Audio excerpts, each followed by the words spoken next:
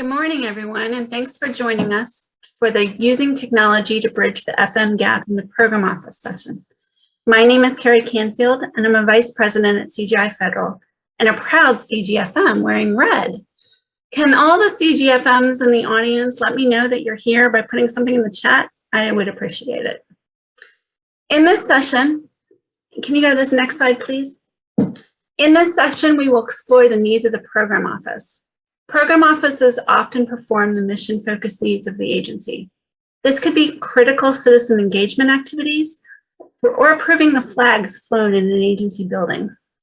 The program offices are the people the CFO, the CHICO, and the CIO organizations support, and meeting their needs helps meet the needs of the citizens we serve. Let me introduce my distinguished panel. I'm going to introduce them in the order in which they will be speaking today. Terry Riffle is the Deputy Assistant Secretary for Financial Management Business Transformation at the U.S. Department of Veterans Affairs. Ms. Riffle is leading the implementation of CGI's Momentum product. VA's configured solution is known as the Integrated Financial and Acquisition Management System, or IFAMS. She will be sharing customer services strategies as she works towards the successful continued rollouts of this enterprise system. Terry holds an accounting management degree from Park University in Missouri and has received many awards, including the CFO Award for Financial Management Innovation in 2008. Next is Matt Roper. Matt is the Deputy Director of Finance for the Department of Justice. Mr. Roper is responsible for facilitating effective departmental financial management, operational improvement, and audit readiness, while promoting cross-integration of key financial initiatives under the department's mission. He will discuss a detailee assignment in the CIO's office, which offers an interesting perspective on programmatic office engagement and the impacts of enterprise initiatives. Last but not least is Mr. Jeff Mounts. Mr. Mounts is the Comptroller and lead of the Bureau of Comptroller and Global Financial Management Services at the U.S. Department of State. As Comptroller, Jeff carries out the delegated authorities and responsibilities of the department's Chief Financial Officer and serves as the department's statutory Deputy CFO.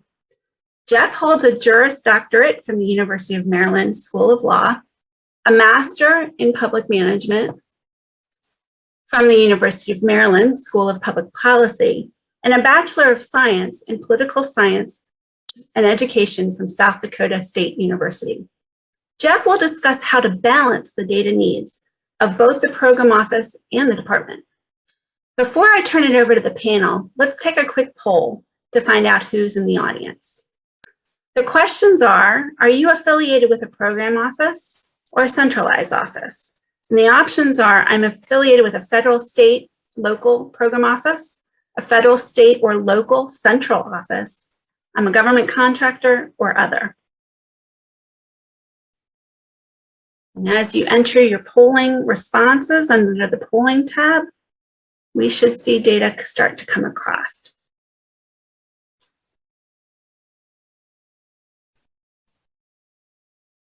Okay. So it's a mix.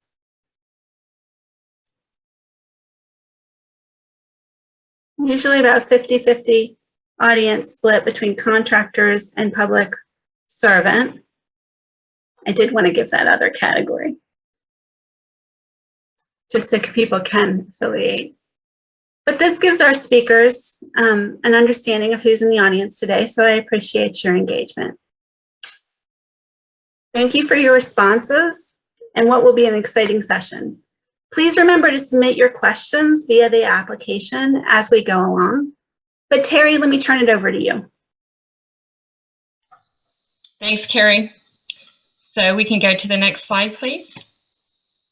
So it's really, I know most of you probably are aware that VA had 3 prior failed attempts at doing an integrated finance and acquisition solution. So what I want to talk to you about today is really share with you some of the things that we're implementing that are really making a difference and allowing us to be successful in this latest implementation for VA. So it's all about the customer experience. And I know this, is a term that's getting used over and over today. What I really want to, hopefully your takeaway at the end of this is really going the layers deeper than just organizational change management. And so what I'm going to walk you through is some of those deeper things that you have to do to get to the customer, get the customer comfortable, and how we've implemented that here within this implementation this time. So just a little bit about the customer experience. We actually did some investment here where we actually put a director of customer experience, significant public and private sector background in this area, and she has put together an excellent program for us. So it's really about not only the experience of the employees and the end users, but also the leaders and stakeholders, getting them into the system and understanding what training needs that they have. And then you'll hear me talk a lot about this HyperCare. And really, it's a heightened level of support that you give to the customers when they're beginning to get into the system for the first time. So we'll talk some more about that. So next slide. So we are using the ProSci ADKAR model, which is awareness, desire, knowledge, ability, and reinforcement. What you'll see on the top bar here, which is probably a little bit difficult for you to see, which is the different phases of our product delivery framework. And so what we do is we have distinct activities that occur throughout the life cycle of our implementation that we've put together that align with what it is that we're doing to create awareness with the end users, measuring their desire and where we may need to make adjustments to try to increase the level of desire that we're seeing. So really surveying the customer throughout this life cycle so that we can gain that insight and make adjustments as we're moving along the product delivery framework. That has proven to be invaluable to us, where the direct feedback from the end users and how their experience is with all the different activities that we do around change management have really informed us and allowed us to improve the delivery and really mature in this area. We're actually on our third implementation within VA now. And from our very first one that we did with National Cemetery Administration to where we are now, just massive improvements from our lessons learned significantly in the area of change management. And I would tell you that these direct surveys and feedback from hearing from the customer is what has driven that for us. So next slide. So here's just to talk a little bit about, what are some of the things that we're doing around the learning opportunities. I'm actually going to start with the middle one here, which is the Federal Financial Management Training. So one of the things, VA's been on our legacy system for over 35 years, and it was significantly customized so that individuals really didn't have to know general ledger, they didn't have to know the USSGL, they didn't have to really know some of the fundamental financial management requirements that individuals really should know when they're processing financial transactions. So we introduced initially 100, 101, and 201, which are progressively getting the end users familiar with financial management in general. So that has become sort of a prerequisite to getting into getting them familiar with some of the new terms, how financial management works in the federal sector, so that they're familiar with what they need to. And then we're doing these introductions into the system. And we're starting that in what we call a pre-initiation phase, where we're actually just starting to get them familiar with the application, doing demonstrations, understanding the end users, where their roles are going to be in the system. Once we get that detail, we actually introduce them to these interactive system reviews. And what that does is it selects specific roles that individuals will be performing. It introduces that part of the system for them, does demonstrations, and then immediately we get those users into the system to begin to practice what they've just been able to observe and see. So getting the users into the system as soon as practical is really has paid off significantly for VA this time. And then certainly we have the formalized training based on individual role that we do, which is closer to the time frame where individuals will actually go live in the system, again, centered around their individual role that they'll be performing. Next slide. So here's just some of the things that we do, and this is Veterans Benefits Administration General Operating Expense. So as I mentioned, as we've introduced the activities further into the different entities coming up, VBA was the second implementation for VA. So we actually made a number of adjustments from what we learned from the NCA implementation. This first one is what we're calling personas. So where we've seen individuals have struggles on specific transactions within the system, what we're doing is we're actually heading those off right away, where we're getting individuals to understand, hey, here's some of this stuff from the way you do things today to what you're going to see in the new system, that we see challenges in that now. So we actually take them through that, provide them the tools and techniques to be able to be successful in their role for those areas that are tending to be more difficult. We also have what we call power hours or lunch and learn types of sessions. Again, this is taking a discrete functionality within the system, having users come into that, and then again, allowing them to get in the system after they've gone through that particular session. These readiness videos, this has been very, very successful for us.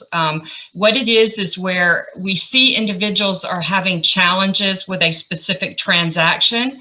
What we're doing is we're doing video how-tos to actually walk them through like a YouTube video. So when they're online doing a specific transaction, they can pull that video up at the same time that allows them step by step on how to do it. They can see it, visualize it on the screen. Has been very successful for us. It's also really important to make sure that the senior leaders that are leading their organization successfully to come up on the new solution, that we provide them with the information that they need to be successful in what it is that we need them to help with.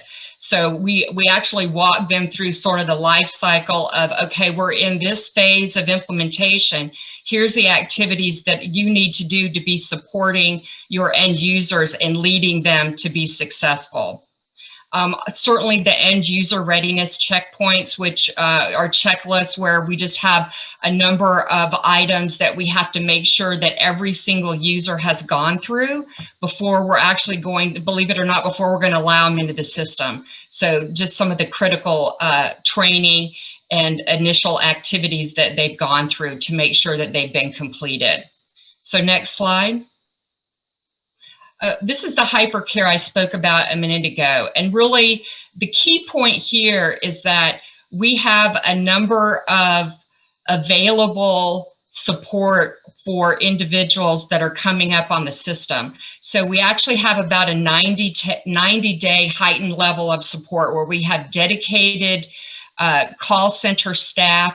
We have dedicated CGI resources that as individuals come up and they may need assistance with certain transactions, they're struggling with something, we actually bring them into the system, and then we have this heightened level of direct support for them that they can reach out to, and they begin to understand and know those individuals. We also establish specific exit criteria with the customer that has just come up. So we don't just after 90 days say, okay, you're done, you're in the system, you're ready to go. In the beginning, we establish what specific criteria needs to be met in order for those customers to feel confident that they can exit into normal customer service and operational support and out of this increased level and dedication of support that they would have. So this has been very successful, again, in making sure that we transition those users over and we get them confident in the system. Next slide.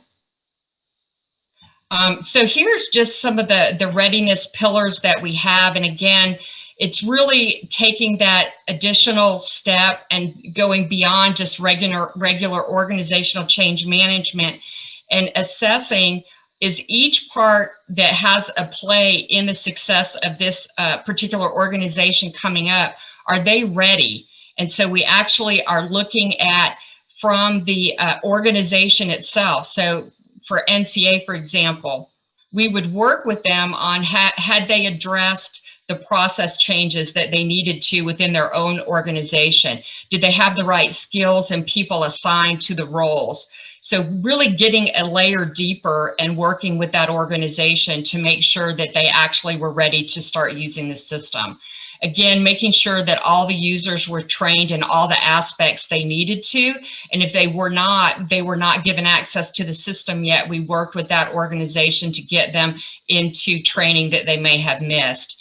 And then certainly the operational and ongoing support that was needed from the program and from, in VA's instance, the Financial Services Center, which was our internal shared service provider, plays a key role in providing the HyperCare support and the ongoing operational support. So working with that organization and making sure that they were ready and had all the players involved and trained and ready to support the organization coming up. And then as you can see here at the bottom, just ongoing communications throughout all aspects of the program. You know, if I'm an individual out in Tucson, Arizona, and I need to know when I'm supposed to do something, the only way I'm really going to know is to over communicate and make sure that we've not missed anybody along the way. So communication, again, very critical to making sure everybody's ready to go. Next slide. So again, this is just blowing this out a little bit more, but looking at the, from an organizational change management perspective and our operational readiness, again, looking at the organization that's coming up, this is an area where we had a number of lessons learned from NCA that we've addressed as we've gone along. As I mentioned, VA was on our prior system for 35 plus years. And so making sure that we had the right skills, doing the right duties was very, very important. Had some lessons learned there that we've actually addressed as we've moved along. And it's getting that customer involved early and having them understand how their organization itself needs to look at their processes, how they're organized, opportunities to centralize more complex activities to more accounting-centric functions within their own organization. Those types of things are what happens in that particular piece. The process readiness, do we have defined processes? Not only, you know, do I know how to do it, but processes itself. So one is, I have a guide that tells me how to do something, but it's important that you understand how the handoffs occur, what goes from here to there. And so that when you did things before at a cemetery, for example, that process is likely going to change in the new system. So making sure all of that is completed and all the key users understand it. Just the workforce readiness in general. Did everybody that needs to go to training have an opportunity for training? Did we miss people? Did we miss a set number of users? Just really focusing in on the workforce, focusing in on what role are they going to play and making sure they really understand. And then again, the operational readiness, which is the support organizations for the most part, and are they all ready on what it is that is going to be happening next. So again, just a layer deeper in the organizational change management activities here. Next slide.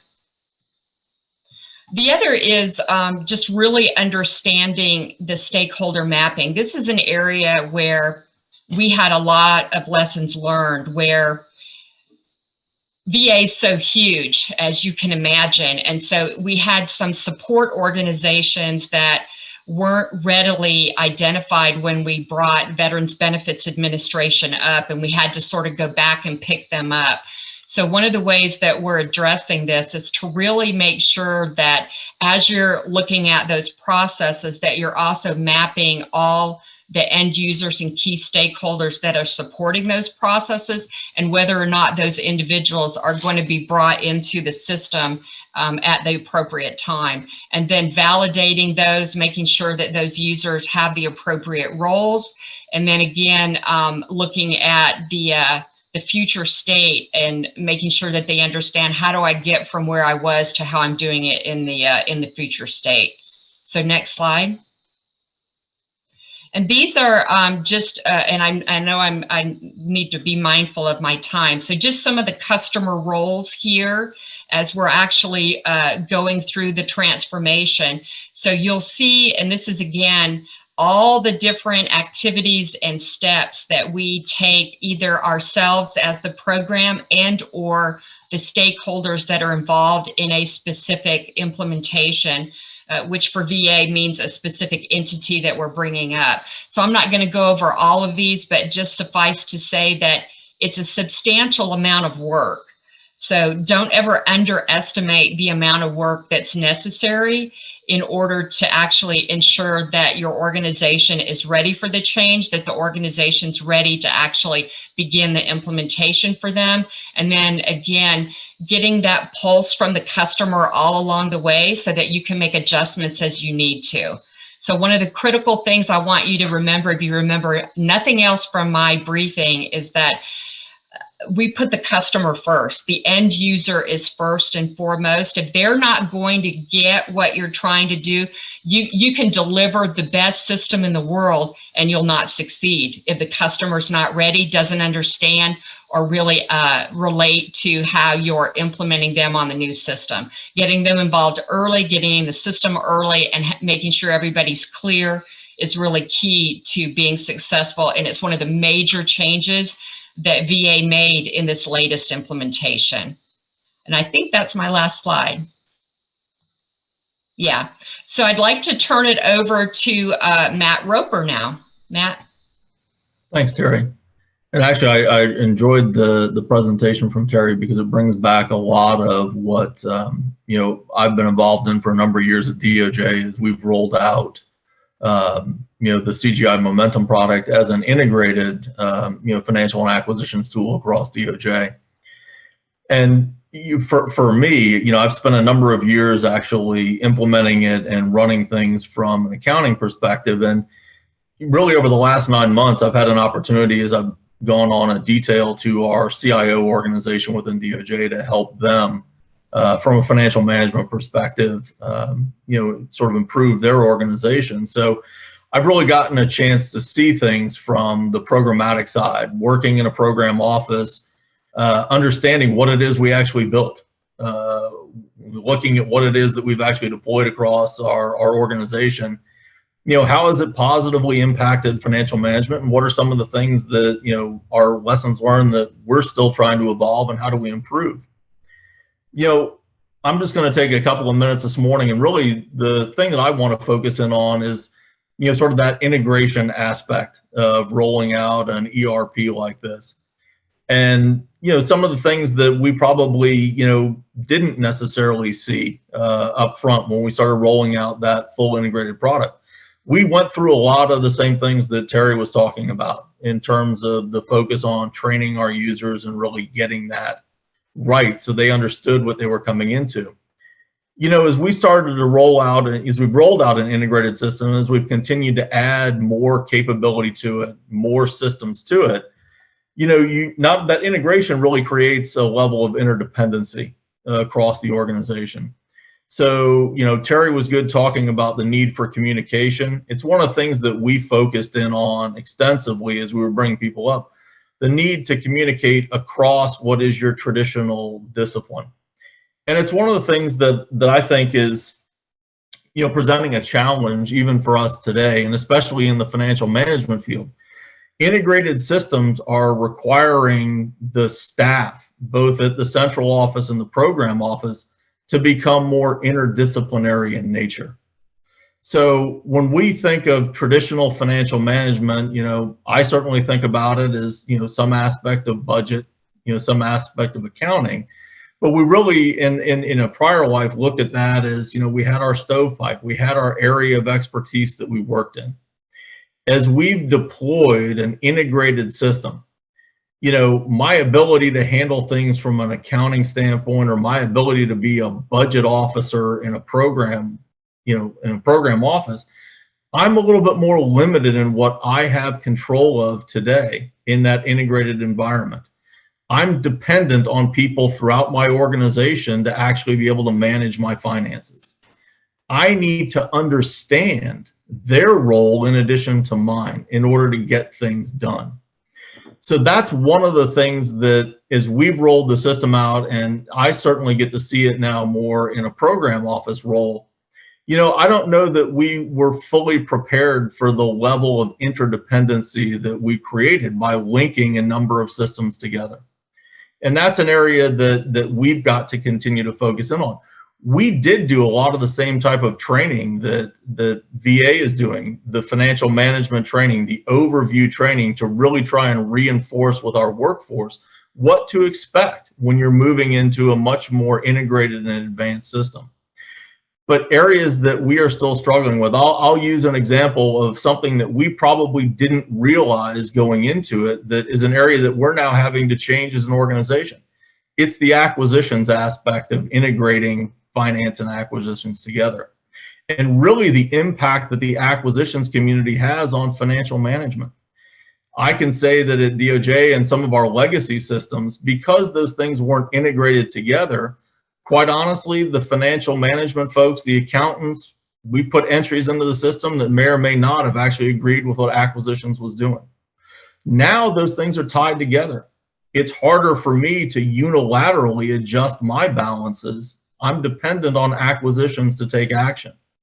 So what we're seeing is that as a CFO organization, over the last 30 years with the CFO Act, we've made significant investments in our core financial management workforce. But quite honestly, we probably have not put the same level of effort and the level of resource into our acquisitions community, because we were focused on the accounting, we were focused on the audit, we were focusing on managing that core financial management. What we're seeing now, and I certainly see it in a programmatic role, that interdependency with folks in the acquisitions community, I need more people with a procurement discipline. They're a critical part of me being able to function as a financial manager. So the changes that we need to look at from a workforce standpoint weren't necessarily obvious to us as we were rolling out a new financial management system. But that deeper tie-in and deeper integration means that things that I might have been able to do when I was a standalone, I no longer have that level of control in an integrated system. And as we talk about, the further integration, I'll use the example of the Data Act. The Data Act coming along forces that level of integration in a way that wasn't there before. That linkage between acquisitions data and financial data needing to match to be able to provide that information externally only reinforces that need for that interdisciplinary understanding of how data flows through this system. It's another thing that, as I've looked at it from the programmatic side, it really also argues for broader centralization of some of these functions. So at DOJ, we've been largely a decentralized organization for a number of years. We've given a great deal of authority out to our program offices, to be involved in day-to-day financial management. What I'm seeing through the expanded integration of tools is the knowledge necessary to appropriately move data from one system to another to keep that integration together is not something that is necessarily the forte of folks that are in the programmatic office. So within DOJ, we're having to start to look at how much more do we centralize? How much do we, keep in the program office? What do we need to actually centralize?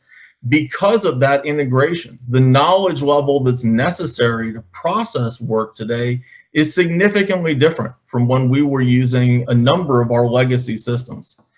So it's something that, again, I don't think that we were really prepared, in seeing that in some of our organizations that are very decentralized, the level of knowledge necessary to function in a fully integrated environment. And it's not going away. It's going to continue to get more and more integrated. One of the things that, I look at from a programmatic perspective, that I'm seeing, where there's usually, I guess, historically, there's been struggles, and it's not unique to any one organization, is an intergovernmental activity. So we're quite excited to be working with Treasury, on rolling out G-invoicing.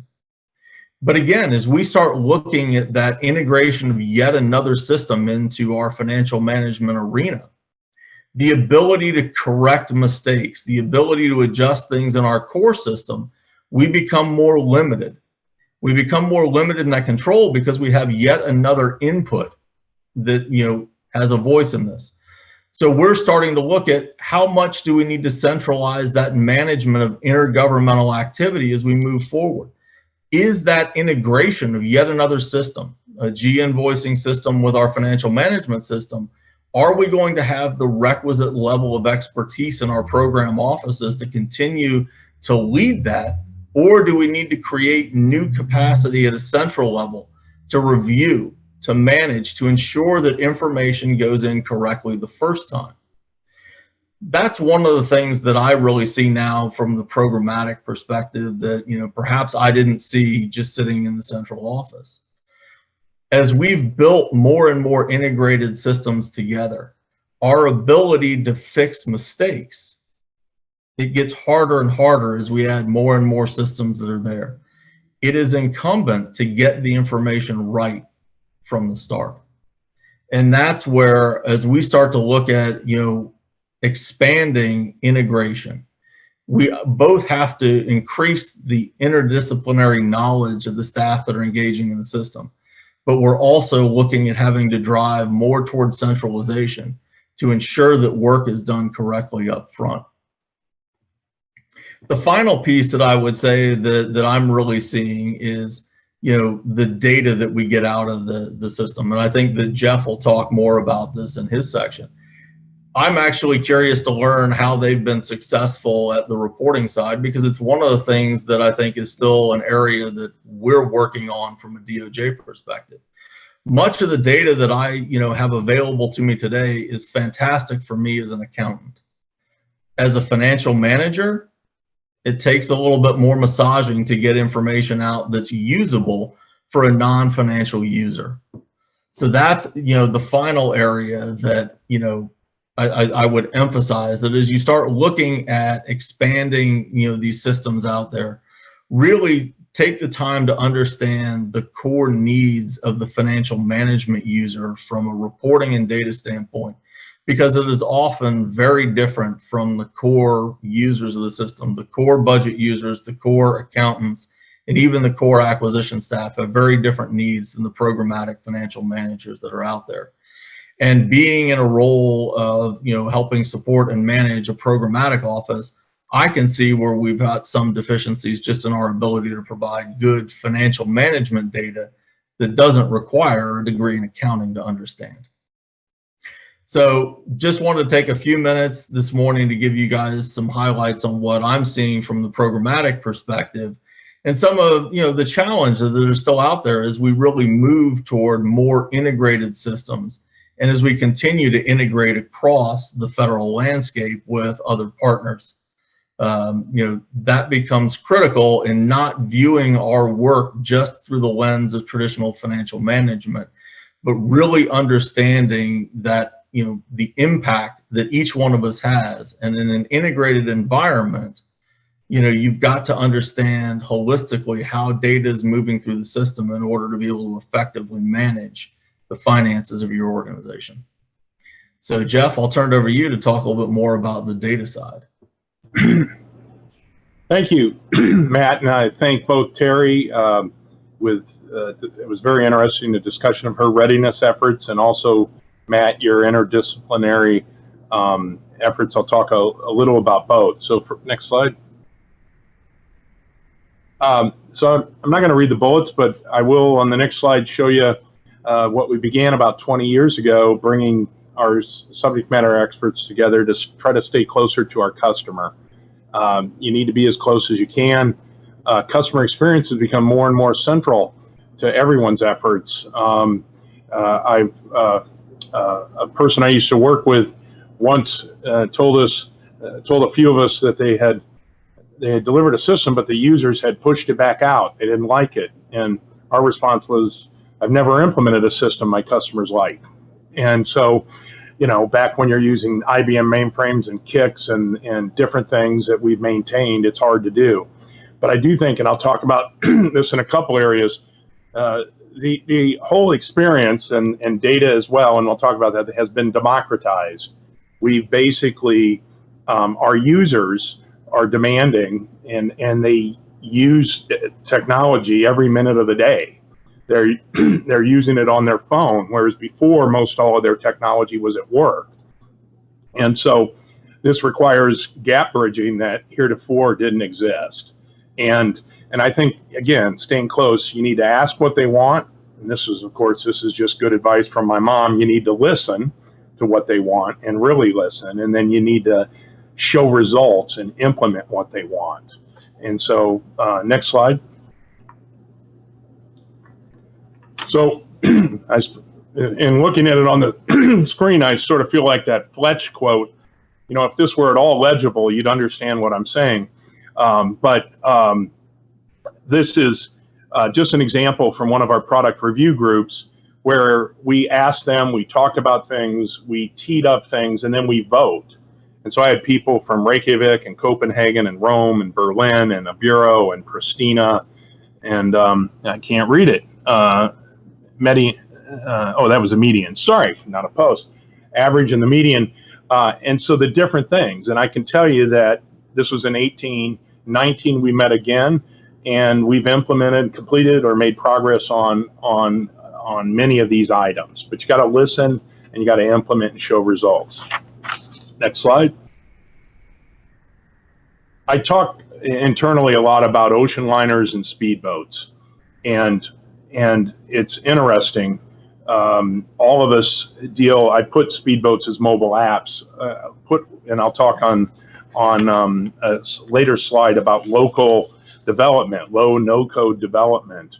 Everyone knows someone who wants to develop in Access or wants to learn C++ on the weekends or wants to do these things and builds these tools and delivers. And they think that, and back to what Matt said, they think that the ocean liners are bad. They're these big ERPs and they can't change and they can't turn on a dime, and that speedboats are good and better. And the reality is that you need both of them. You need an ERP that stores and manages your transactions, that provides the system assurance and management controls and internal controls that keeps us all out of prison, as well as you need to figure out the speedboats that do the things that people are demanding now as we've democratized both the experience and the data delivery. And so it is a constant struggle to coexist with those two sort of poles. Next slide. As I mentioned about the democratization of the user experience, it's true about data as well. And most of what we do for program offices isn't magic. It's, and Matt talked about it, and Terry talked about it as well. It's powered by great data. We have these ERPs. We deliver these transaction processing systems, but can we figure out how to turn that information back around to feed the decision-making process, to assist the program offices, to provide them with the tools and the information that they need so they can make qualitative and quantitative decisions when presented to them. We need to simplify how we do that. I'm also going to talk, follow on with Matt on another slide here, but we need to figure out how we aggregate our data We need to figure out how it has quality in the aggregation, and then we need to make it readily available. And we need to, and in doing so, we need to build individuals and SMEs and people that will tell us whether this is delivering what they need. Are we bridging that gap between the financial and the core central office and the program offices? And we have to democratize that data, or users will go figure out a different way to do to achieve it. Next slide. This brief discussion about mobile apps and low no-code development. I talked about Speedboats earlier. You know, Speedboats are great. I can't tell you, the Department of State operates in 185 countries around the world. I can virtually guarantee there's somebody there that thinks that they could develop applications better, faster, more user-friendly than we can do it centrally. But oftentimes what you get won't scale, okay? And so how do you harness that energy, that just focus, that closeness to the business and the program offices, and how do you harness it and turn it into something that might scale and build the speedboats that you can wrap around your ocean liners? And how do you get the, somebody mentioned this to me, how do you get the armada moving in the same direction? And that's really what we have to do at a strategic level, at the agency level, is to not is to build that. But we need to build that, and we're doing it ourselves centrally. Is that as we look to build these speedboats around us, and we look to deliver better to bridge that gap, we're starting to use platforms that traditionally ERP vendors didn't use, and we need to address security, and we need to address quality, and we need to address scalability. You know, anyone, as I mentioned, can be a developer, but we need to be aware of security when we're doing that. You can't just turn these things over with minimal security. And so, while low code, they abstract away some security risks, other things remain. Next slide. This is really the slide where I think Matt hammered, and I can't emphasize more how the landscape has changed in the 30 years I've been watching it, which is it's really moved from stovepipe standalone functions to integrated functions. And one of my, you need to work with your vendor, whomsoever your vendor is, you need to work with your vendor to push them, to drive them to both customer experience friendly solution and seamless solutions. You'll hear me talking about the 4 A's, and Matt highlighted most of them. I'll talk about accounting, and it includes budget execution in the current fiscal year. I talk about acquisitions. I talk about assistance, foreign assistance, which is grants, and talk about assets. And those 4 A's really need to be integrated into your ERP at the transaction level. The Department of State still, we're not there yet, but we still spend significant resources on reconciling and trying to bring that transactional data together that could be better spent somewhere else. I certify the Data Act reporting every quarter, and I still can't certify some of the things. Again, it's not as material, but because of that, and so we need to change that. Last slide. Try to give us support your users. Back to the first point. No, stay close to your customer. Nothing will push them back to spreadsheets faster than giving them a tool that they can't use, won't use, or aren't comfortable using. And so, Matt mentioned we've invested heavily in a business intelligence, and once you sort of get through the implementation kinks and build it out, now we're slowly starting, and I say slowly, we're starting to build that out to deliver those functional tools where they can get into data that has quality, that's real, that's available and accessible to access the information they need. Everyone's an expert. They think they know, they have the powerful tool. I can tell you my phone has more power than the mainframe that I started maintaining systems on 30 years ago. I put in this, I had a user once about 20 years ago who had said he wanted to look like Quicken. And it was a friend, and he analogized to somebody who'd heard it in a company, and he said, well, Intuit has $1 billion development budget. You have $75,000. It's not going to look like Quicken. Okay. But what I think at the point of my overall presentation is we've stepped forward where 75 can get you some things and can get you some speedboats, and we need to leverage that. I'm a committed incrementalist. You need to listen, as I said at the outset, and show incremental progress all the time. With that, I'll turn it back over to Carrie, and I think we'll entertain questions. Thanks, everyone. That was a great presentation. Just to recap the things I heard, Terry, you talked about the various stakeholder responsibilities for success. Matt, you made an interesting comment, understanding what we actually deployed and the interdependencies across the processes. And Jeff, you talked about gap bridging, realizing that the customer experience will often change, right? And the gaps that you're bridging will change over time as technology and processes change. But you have to keep scalability and security in mind. So very engaging panel, and we have a lot of questions from our audience. This one is not directed towards any one of you, so you guys can decide how you want to jump in.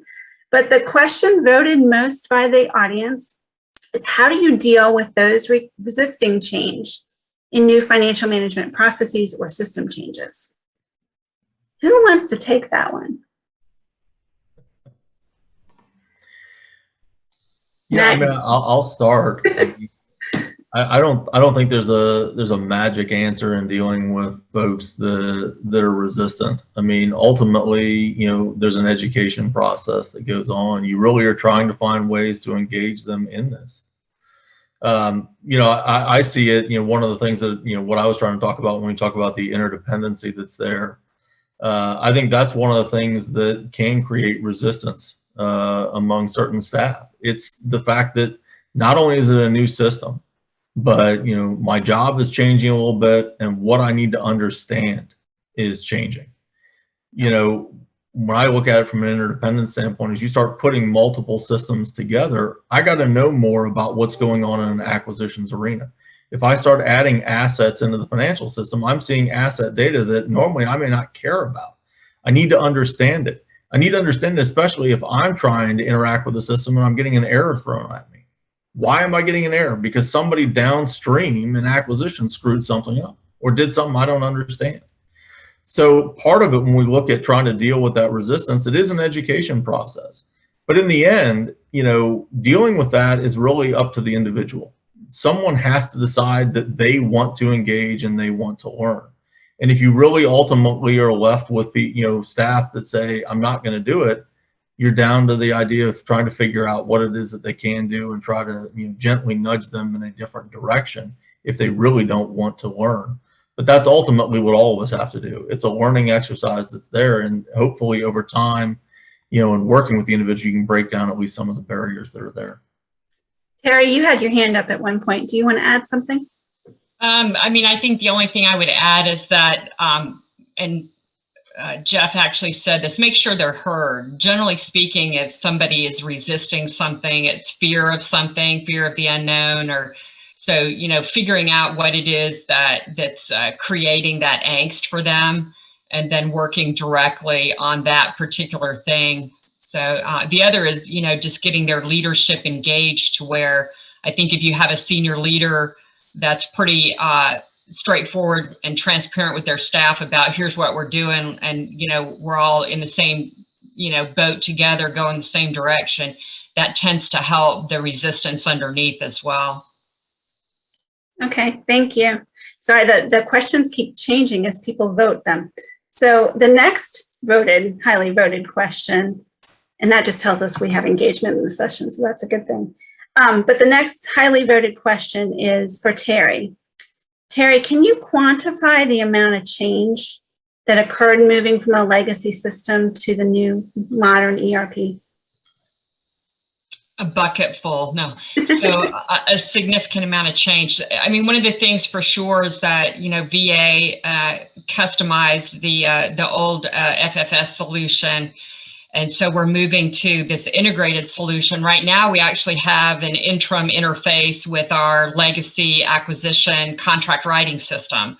And so we tried to minimize the change on the acquisition community, whom we were getting some resistance from. So really working with that customer and trying to get them on board for change, you know, to begin with, and then leveraging, stabilizing the finance portion and bringing that up. That community was very willing and forthcoming and ready for the change.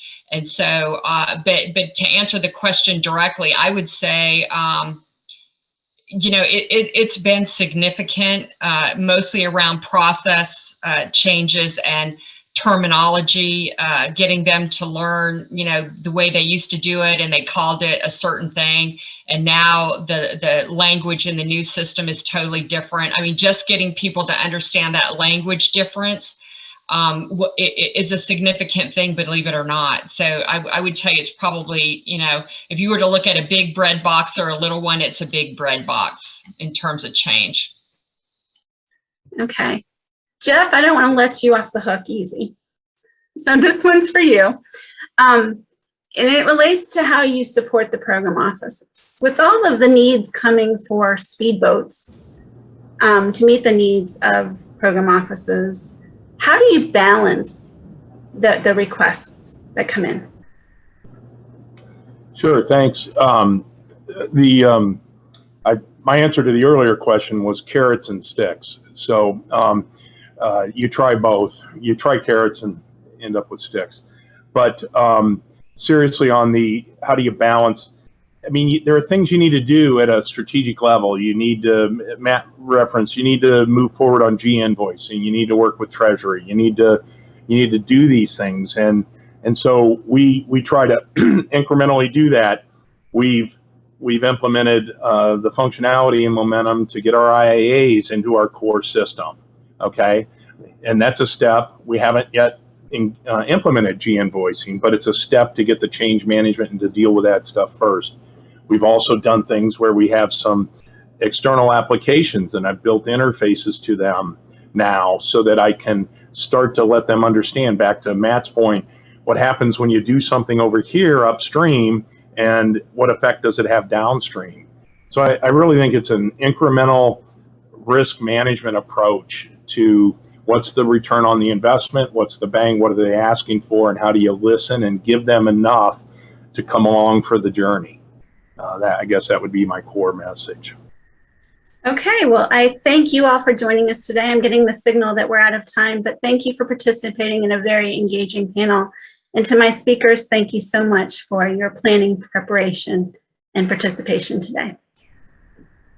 Thank you.